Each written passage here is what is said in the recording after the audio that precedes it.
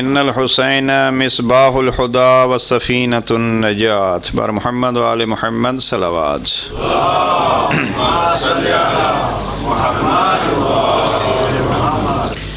جیسا کہ آپ حضرات نے مکی صاحب سے سنا ہے کہ جناب حجت الاسلام مولانا سید محمد نقوی صاحب کی طبیعت کل بھی کچھ ناساز تھی اور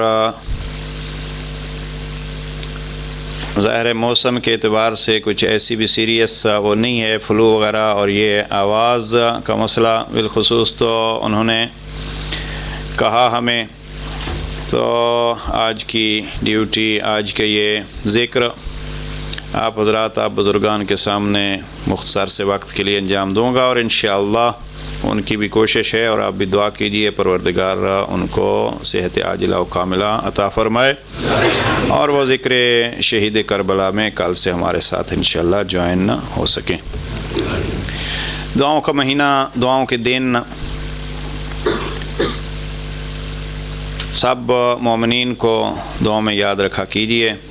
بہت سارے مومنین نے آپ حضرات سے التماس کی ہے، بالخصوص کوئی مریض ہیں یہاں پیٹر برو میں، انہوں نے التماس کی ہے۔ دوسرے مشکلات اور پریشانیوں میں گرفتار برادران و خواہران نے التماس کی ہے۔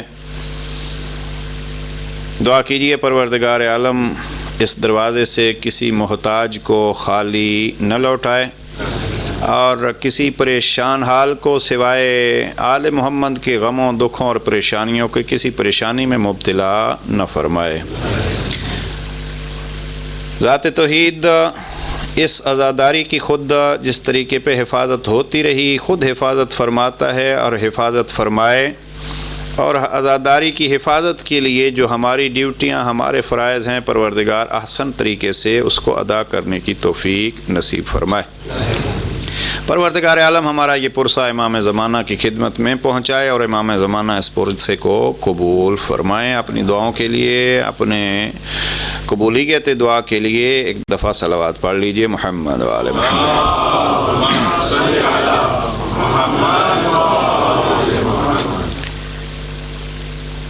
ظاہر گفتگو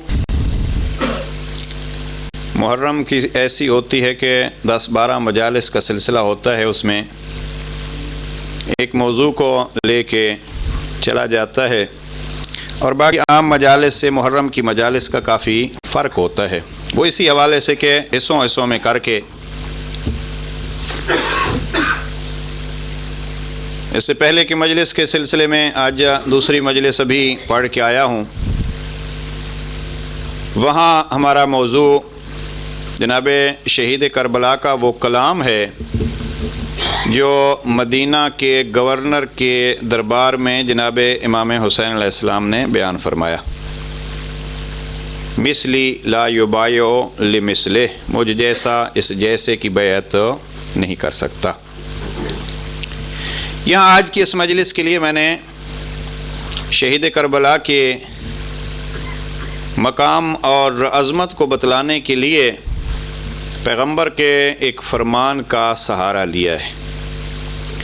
بڑا معروف و مشہور فرمان پیغمبر، ان الحسین مصباح الہدی و سفینۃ النجات، یقیناً حسین ہدایت کے چراغ اور نجات کی کشتی ہیں۔ یہ ہے فرمان جناب پیغمبر اکرم، ان الحسین مصباح الہدی و سفینۃ النجات۔ انا کا معنی ہے یقیناً، حسین مصباح الہدی یا مصباح ہدن، ہدایت کا چراغ، اور سفینۃ النجات، نجات کی کشتی۔ 5 لفظ ہیں جن لفظوں کے ذریعے سے پیغمبر اکرم نے شہید کربلا کا نرالے انداز سے تعارف کرایا ہے۔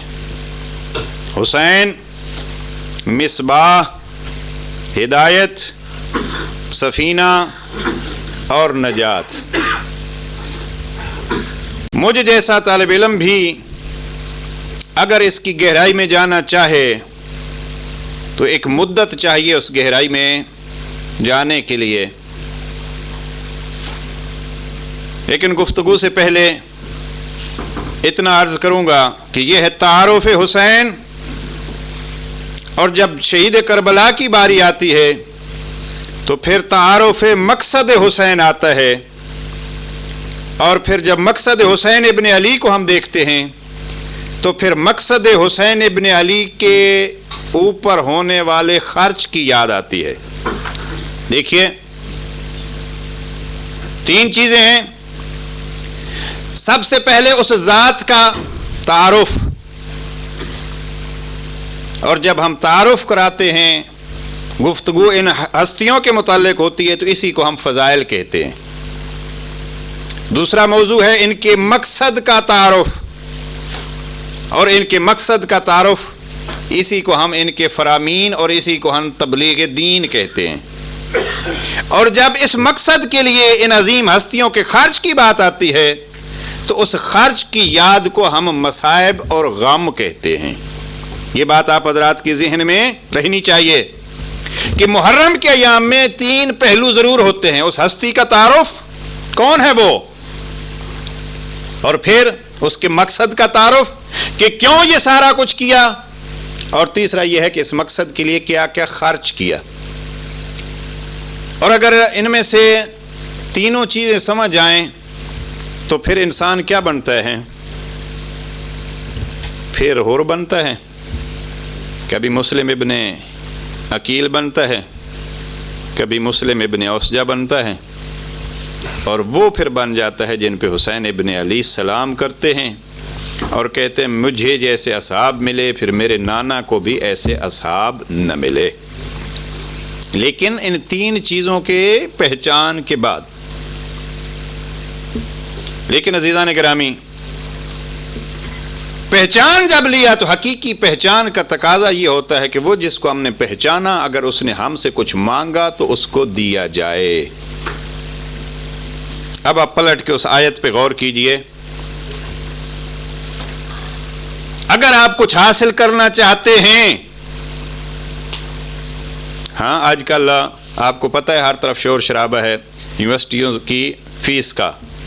ہاں یونیورسٹی ہر روز فیسیں بڑھا رہے ہیں. اب طلبہ جو ہیں وہ احتجاج کر رہے ہیں اتنی فیس زیادہ نہیں کیجیے. میں نے کبھی فیس زیادہ یہ کر رہے ہیں تو آپ فیس دیے بغیر یونیورسٹی میں چلا جائیے. ہو سکتا ہے نا. یونیورسٹی اسٹوڈنٹس جو ہیں وہ یونیورسٹی اسٹوڈنٹس کہیں گے مولانا آپ کو پتہ ہی نہیں ہے، وہاں کارڈ دیتے ہیں، جو کارڈ ہوگا تو ہم اس میں انٹر ہوں گے. میں نے کہا کارڈ کب دیں گے؟ انہوں نے کہا جب ہم فیس دیں گے تو وہ کارڈ ملے گا. کارڈ کا فائدہ کیا ہوگا؟ ہماری پہچان یہ ہوگی ہم جس جگہ لیکچر ہو رہے ہیں، جہاں ہمیں سیکھنے کے لیے جانا ہے، وہاں جا تب سکیں گے جب کارڈ ہوگا. کارڈ ملے گا تب جب فیس ہوگی. میں نے کہا فیس اتنی مہم ہے کہ آپ کو ڈگری تب ملے گی. کہے گے اگر ہم دوسرے دوستوں سے پوچھ بھی لیں گے کہ آج ٹیچر نے کیا پڑھایا تھا یا آج لیکچر میں کیا کچھ تھا، اور وہ ہم اس سے پوچھ کے، یا آج کل اگر کہیں سے ہم